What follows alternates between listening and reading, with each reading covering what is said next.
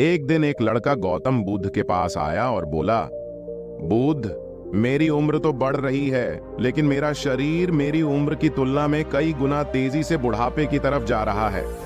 मेरी त्वचा में झुर्रियां पड़ने लगी हैं, आंखों के नीचे काले घेरे आ गए हैं, आंखों की रोशनी भी कम होती जा रही है, बाल झड़ने और सफेद पड़ने लगे हैं और शरीर व हड्डियों में भी कमजोरी महसूस होने लगी है। अपने शरीर की ऐसी हालत को देखकर मुझे बहुत अधिक चिंता होती है। मैं यह सोचकर परेशान रहता हूं कि क्या मैं समय से पहले ही बूढ़ा होकर इस दुनिया से चला जाऊंगा। कृपया मुझे मेरी इस समस्या का कोई समाधान बताइए। उस व्यक्ति की पूरी समस्या को ध्यान से सुनने के बाद बुद्ध ने कहना शुरू किया, आज मैं तुम्हें 5 ऐसे तरीके बताऊंगा जो तुम्हारी उम्र को रोक सकते हैं या उसे बहुत धीमा कर सकते हैं, जिससे तुम ज्यादा उम्र के बाद भी कम उम्र के दिखोगे। लेकिन उससे पहले यह बात समझो कि हमारे विचारों और हमारे शरीर का सीधा संबंध होता है। हजारों सालों पहले हमारे पूर्वजों ने एक बात कही है कि लोग इसीलिए बूढ़े होकर मरते हैं क्योंकि उन्होंने दूसरे लोगों को बुढ़ापे में मरते देखा है। तो अगर हम अपने दिमाग से यह बात निकाल दें, यह मानना छोड़ दें कि एक निश्चित उम्र के बाद यह बीमारी हो जाती है, त्वचा में झुर्रियां आनी शुरू हो जाती हैं, अगर तुम यह सब देखना छोड़ दो तो तुम अपने शरीर को सबसे अलग कर पाओगे और सबसे अलग स्वास्थ्य भी हासिल कर पाओगे। असल में हमारी 99% बीमारियां हमारे बुढ़ापे की वजह से नहीं होती हैं। अगर तुम ध्यान से देखो तो पाओगे कि ज्यादातर लोगों की मृत्यु सिर्फ इसलिए नहीं होती है कि उनकी एक निश्चित उम्र हो चुकी है और उनके शरीर ने काम करना बंद कर दिया है और उनकी मौत हो गई। ज्यादातर मौकों पर लोगों की मृत्यु का कारण उनकी उम्र नहीं, बल्कि उनके शरीर के किसी आंतरिक अंग का काम न करना या फिर किसी बड़ी बीमारी हो जाना होता है। संक्षिप्त में कहें तो उम्र और मृत्यु का कुछ खास गहरा संबंध नहीं होता है। आमतौर पर लोगों की धारणा है कि 35 की उम्र के बाद मोटापा बढ़ना, चेहरे की चमक खोना, त्वचा में झुर्रियां पड़ना, शरीर और हड्डियों का कमजोर होना एक आम बात है। यानी कि लोग मान लेते हैं कि उम्र बढ़ने के साथ उनके शरीर में यह सारी परेशानियां और कमियां आएंगी ही। लेकिन क्या तुम्हें पता है कि हर साल उम्र बढ़ने पर उसका हमारे शरीर पर असर सिर्फ 1% जितना ही होता है, यानी कि 99% हमारे शरीर को उम्र के साथ कोई लेना देना होता ही नहीं। लेकिन हम अपने दिमाग में उस 1% को लेकर इतना बड़ा बना देते हैं कि हमें लगता है कि उम्र बढ़ने का हमारे शरीर पर बुरा असर पड़ता है। बुद्ध ने आगे कहा, हमारे शरीर में कुछ चीजें ऐसी होती हैं जो कभी बूढ़ी होती ही नहीं है। और वह क्या है पता है? हमारी भावनाएं यह कभी बूढ़ी नहीं होती जब तक हम इन्हें ना बनाएं। हमारी पहचान, हमारा आत्मसम्मान, हमारी मानसिक स्थिति, हमारे गुण, हमारा व्यक्तित्व, हमारी चतुर और बुद्धिमत्ता, ये कभी बूढ़े नहीं होते। अगर एक 20-22 साल का लड़का जो अपनी बुद्धि, अपनी कलात्मक क्षमता को उपयोग नहीं कर रहा है, तो कहने को तो वह 22 साल का है, लेकिन वह अपने मन, अपने विचारों से जवान नहीं है। वहीं दूसरी तरफ एक 80 साल के कोई इंसान हो सकते हैं जो बहुत ज्यादा उत्साही हैं, कलात्मक हैं, नई नई चीजों को सीखने और विचारों को अपनाने को तैयार रहते हैं। तो हम कह सकते हैं कि वो अब तक बूढ़े नहीं हुए हैं और वह अभी भी जवान है। अगली चीज है पानी। हमारा शरीर 70% से बना है और पानी को हम कभी भी पुराना नहीं मानते। तो इसका मतलब है कि हमारे शरीर का 70% हिस्सा हर दिन नया होता जा रहा है। तो फिर बुढ़ापे को इतना महत्व क्यों देना? देखो, हम इंसानों की 3 तरह की उम्र होती है। पहली उम्र जो समय बीतने के साथ बढ़ती है, जिसे ज्यादातर लोग अपनी असली उम्र मानते हैं, जैसे तुम्हारी उम्र 35 साल है। दूसरी उम्र है शारीरिक उम्र, यानी कि हमारा शरीर किस उम्र के व्यक्ति की तरह कार्य कर रहा है।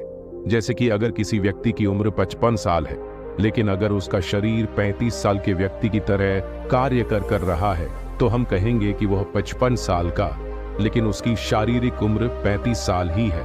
और इसका उल्टा भी सही है। और तीसरी उम्र जो कि सबसे ज्यादा मायने रखती है, वह है हमारी मानसिक उम्र। मानसिक उम्र का मतलब है कि व्यक्ति अपने दिमाग, अपने विचारों में कितना जवान है। जैसे कुछ लोग हैं तो जवान, लेकिन अब अपने दिमाग, अपने विचारों में बूढ़े हो चुके हैं, तो उनके जवान होने का कोई मतलब नहीं। और अगर कोई बूढ़ा है लेकिन उसका दिमाग जवान है, तो वह हमेशा जवान रह सकता है। और एक स्वस्थ और लंबा जीवन जी सकता है। गौतम बुद्ध ने कहा, अगर तुम खुद को शारीरिक और मानसिक रूप से हमेशा जवान रखना चाहते हो और अपने बुढ़ापे की गति को धीमा करना चाहते हो तो इन 5 आदतों को तुम्हें अपनाना ही पड़ेगा। जिसमें से पहली आदत है वर्तमान में रहो। वर्तमान के पलों को जीना यह इतना शक्तिशाली तरीका है जिसका कोई जवाब नहीं। देखो, समय का आभास हमें तभी होता है जब हम या तो भविष्य में होते हैं या फिर अतीत में। अगर हम पूरी तरह से वर्तमान के पलों के साथ एक हैं तो हमें समय का पता ही नहीं चलेगा। अभी तुम मेरे सामने बैठे हो और अगर इस पल तुमसे कोई पूछे कि क्या परेशानी है तो असल में कुछ भी नहीं है।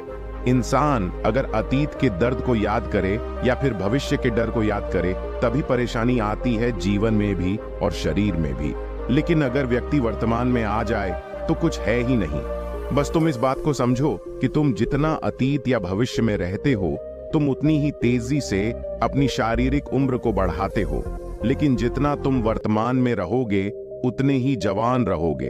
तो अगर तुम काम करते करते अतीत के पश्चाताप और भविष्य की चिंताओं में खोए रहते हो तो याद रखो कि तुम जब जवानी से दूर जा रहे हो और बुढ़ापे के नजदीक आ रहे हो, हमारे दिमाग के अंदर हर पल इतनी सारी क्रियाएं हो रही हैं जो इस बात पर निर्भर करती हैं कि हम इस पल क्या कर रहे हैं और क्या सोच रहे हैं, क्योंकि विचारों का शरीर की आंतरिक क्रियाओं से सीधा संबंध होता है। एक बात और कि एक बूढ़ी होती कोशिका और कुछ नहीं, बल्कि यह इशारा है कि वह कोशिका भूल चुकी है कि जवान रहना क्या होता है। लेकिन अगर उसे वापस से याद दिलाया जाए कि जवानी क्या होती है तो वो बूढ़ी होती कोशिका वापस से जवान भी हो सकती है। और एक बात हमेशा याद रखो कि तनाव हो या तनाव भरी यादें, दोनों का असर हमारे शरीर पर एक जैसा ही होता है।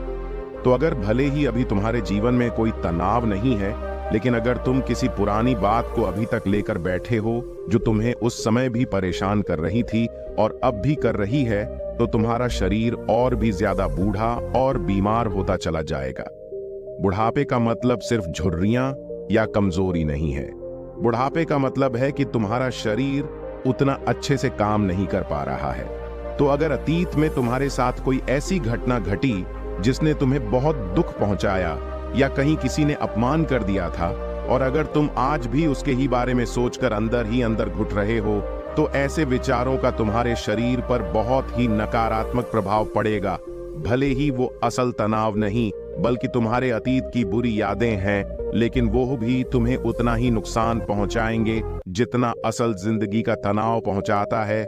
तो अगर तुम इतना भी समझ पाए ना, तो तुम महसूस करोगे कि अतीत की बुरी यादों को भूलना तुम्हें और भी ज्यादा जवान बनाएगा, और तुम जितना अतीत की बातों को पकड़ के बैठे रहोगे, दिमाग से निकाल नहीं पाओगे, उतना ही तुम्हारा शरीर जवानी से दूर होता चला जाएगा। अब अगला प्रश्न उठता है कि वर्तमान में रहने की आदत कैसे डालें, तो इसका उत्तर है ध्यान। ध्यान एक ऐसी प्रक्रिया है जिसमें व्यक्ति अतीत और भविष्य की सभी डर, चिंताओं और उलझनों से निकलकर वर्तमान में आ जाता है। और जो व्यक्ति जितनी अच्छी तरीके से ध्यान कर सकता है, खुद को एकाग्र कर सकता है, वह व्यक्ति उतना ही ज्यादा अपनी बढ़ती उम्र को धीमा कर सकता है। तुमने बहुत से संत महात्माओं के बारे में सुना होगा कि वह सालों तक ध्यान करते थे, आंख बंद करके खुद के भीतर उतर जाते थे और कई 100 वर्षों तक जीवित रहते थे। तो वह ऐसे ही नहीं थे, वह जानते थे कि यह बहुत ही शक्तिशाली चीज है, और वह ध्यान के माध्यम से खुद को इतना स्थिर और एकाग्र कर लेते थे कि उनकी श्वास एक साधारण मनुष्य की तुलना में बहुत ही गहरी और धीमी हो जाती थी, जिससे वह एक साधारण मनुष्य की तुलना में कई गुना ज्यादा समय तक जीवित रह पाने में सक्षम हो पाते थे। ध्यान की शुरुआत करना कोई मुश्किल काम नहीं, इसके लिए बस तुम्हें शांति से बैठकर अपनी सांसों पर ध्यान देना है, और समय बीतने के साथ तुम्हारा मन शांत और एकाग्र होता चला जाएगा। सांसों पर ध्यान देने के अलावा भी अगर तुम किसी चीज को करने या सीखने में खो जाते हो और उस समय तुम्हारे दिमाग में कोई और विचार नहीं आ रहे हैं, तो यह भी तुम्हारे लिए एक ध्यान ही है। जैसे उगते या डूबते सूरज को देखना, किसी बच्चे के साथ खेलने में खो जाना, किसी खेल या अभ्यास में खो जाना। संक्षिप्त में कहे तो ध्यान का मतलब है कि वह हमारे चिंता को वर्तमान में लाता है। बुद्ध ने आगे कहा, दूसरी आदत है अपनी प्रतिक्रिया पर नियंत्रण रखो। जब हमारे साथ कोई घटना घटती है और उस घटना को लेकर हम जो प्रतिक्रिया देते हैं, उस प्रतिक्रिया को हमारा शरीर अपनी यादों के रूप में इकट्ठा कर लेता है। उदाहरण के लिए मान लो किसी के साथ कोई दुर्घटना घटी। अब उस दुर्घटना को वह किस तरह से लेता है और प्रतिक्रिया क्या देता है, इस पर निर्भर करेगा कि उस दुर्घटना का उसके दिमाग और शरीर पर क्या असर पड़ेगा। मान लो उस दुर्घटना के बाद वह व्यक्ति बहुत ज्यादा डर, सदमे और तनाव से भर जाता है और दिन भर बस उस दुर्घटना के बारे में ही सोचता रहता है, तो यह विचार उसके शरीर को बहुत बुरी तरीके से नुकसान पहुंचाएंगे। लेकिन अगर वो व्यक्ति ऐसा मानना शुरू कर दे कि चलो दुर्घटना घट गई, आज के दिन जो बुरा होना था हो गया, अब आगे बढ़ते हैं, अगर वह भूल जाए उन बुरे विचारों को, तो फिर यह दुर्घटना उसे उतने बुरे तरीके से प्रभावित नहीं करेगी।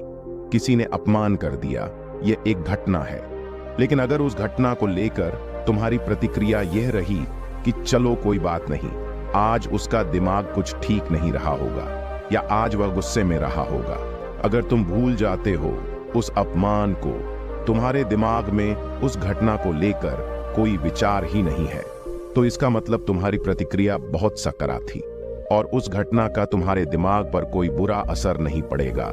लेकिन अगर 5 साल पहले किसी ने कुछ बोला था और तुम आज भी उसे दिमाग में लेकर घूम रहे हो, तो जो अपमान हुआ था उसने तो तुम्हारा उतना नुकसान नहीं किया जितना उस विचार ने किया जिसे तुम 5 साल से अपने अंदर रोक के बैठे हो। तो तुम्हें अपने प्रतिक्रिया को बदलने की जरूरत है। तुम अपने आसपास होने वाली घटनाओं, चीजों, परिस्थितियों और लोगों को नहीं बदल सकते, लेकिन तुम अपनी प्रतिक्रिया को बदल सकते हो। और जब तुम्हारी प्रतिक्रिया सकारात्मक होगी तो शरीर जवा रहेगा। तीसरी आदत है कि मैं स्वस्थ हूं।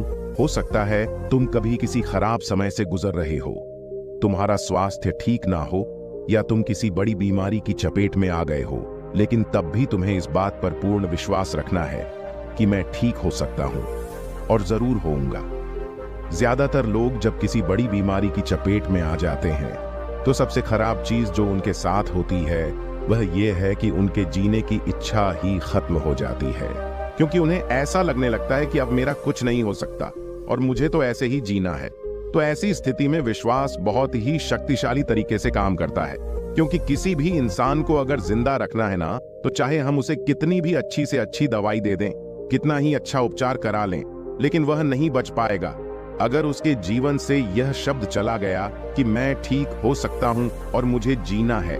जब तक यह नहीं होगा ना, तब तक उस इंसान को कोई भी दवा, कोई भी उपचार उतना मदद नहीं कर पाएगा।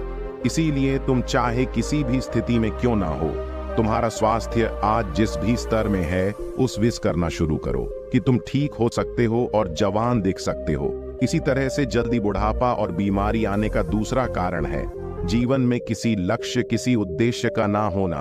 तुमने देखा होगा कि जो लोग अपनी नौकरी, काम या व्यापार से छुट्टी लेकर या उन्हें अपने बच्चों को सौंपकर अपने बुढ़ापे का आनंद लेने के लिए घर में बैठ जाते हैं, वह अक्सर जल्दी बूढ़े होते हैं और किसी ना किसी बीमारी का शिकार हो जाते हैं।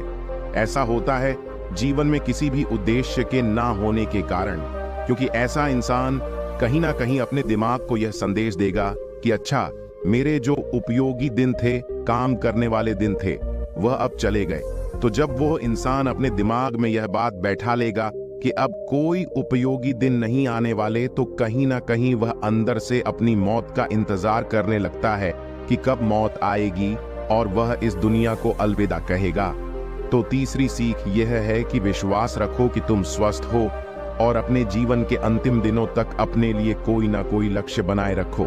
फिर देखना, तुम शरीर और मन दोनों से जवान रहोगे, क्योंकि हम अपनी मानसिक उम्र में बदलाव लाकर अपनी शारीरिक उम्र को बदल सकते हैं। चौथी आदत, समय और परिस्थिति के अनुसार बदलना सीखो। जो इंसान बहुत ज्यादा जिद्दी होता है, अंदर से भरा होता है कि जो मैं कह रहा हूं बस वही सही है, जो बदलने के लिए तैयार नहीं होता और बस खुद को सही साबित करने में लगा रहता है, ऐसे इंसान की उम्र जरूरत से ज्यादा बढ़ सकती है, क्योंकि ऐसा इंसान समय के साथ बदलता नहीं है, जिससे वह अंदर से अशांत रहता है। तनाव में रहता है और उसका स्वभाव चिड़चिड़ा हो जाता है। कुछ लोग ऐसे होते हैं जो कि हर स्थिति में खुश रहते हैं, हर चीज में अपने लिए कुछ ना कुछ अच्छा ढूंढ ही लेते हैं और उन्हें कुछ भी दे दो वो उसे पाकर खुश हो जाते हैं। लेकिन दूसरी तरफ कुछ ऐसे लोग होते हैं जिनके साथ कितना भी अच्छा से अच्छा हो जाए वो उसमें भी कोई ना कोई कमी निकाल ही देते हैं। वह बिल्कुल अपनी पुरानी सोच के साथ जमे होते हैं, जबकि व्यक्ति को समय, परिस्थिति और सामने वाले इंसान के अनुसार खुद को बदल लेना चाहिए, क्योंकि हर परिस्थिति एक जैसी नहीं होती और ना ही हर इंसान एक जैसा होता है। इसीलिए व्यक्ति को पानी की तरह होना चाहिए। जैसे पानी को जिस भी बर्तन में डालो वह उसी का आकार ले लेता है, और जब व्यक्ति इतना लचीला होगा ना तो उसकी उम्र अपने आप ही कम दिखेगी। 5वीं और आखिरी आदत, हर दिन पसीना बहाओ। हर दिन शारीरिक मेहनत करो, फिर चाहे वह व्यायाम के रूप में हो, योगासनों के रूप में या फिर किसी शारीरिक मेहनत वाले काम के रूप में। क्योंकि जब हम किसी भी रूप में शारीरिक मेहनत करते हैं तो यह उम्र के साथ हमारी हड्डियों और मांसपेशियों में जो कमजोरी आती है उसकी गति को धीमा कर देता है। प्रकृति का एक नियम है कि हम जिस भी चीज का उपयोग नहीं करते वह धीरे धीरे कमजोर होकर खत्म हो जाती है। तो अगर हम पूरे दिन बैठे ही रहेंगे और शरीर का उपयोग नहीं करेंगे तो यह धीरे धीरे कमजोर होकर जल्दी खत्म हो जाएगा। नियमित व्यायाम और संतुलित और पौष्टिक भोजन के सेवन से कोई भी व्यक्ति अपनी शारीरिक उम्र को 20 से 30 साल तक कम कर सकता है, यानी कि 50 साल का व्यक्ति भी 30 साल का लग सकता है। और एक आखिरी बात, हर दिन इसे महसूस करो और खुद से कहो कि मैं और भी ज्यादा जवान होता जा रहा हूं और स्वस्थ होता जा रहा हूं। रोज ऐसा कहने से तुम्हारी मानसिक उम्र कम होगी, और जब मानसिक उम्र कम होगी तो शारीरिक उम्र अपने आप कम होना शुरू हो जाएगी। अगर तुम इन 5 आदतों को अपनाओगी तो निश्चित रूप से तुम स्वस्थ रहोगे और अपनी उम्र से काफी जवान दिखोगी। इतना कहने के बाद गौतम बुद्ध ने अपनी बात समाप्त की। उस व्यक्ति को समझ आ चुका था कि गौतम बुद्ध उससे क्या कहना चाह रहे थे।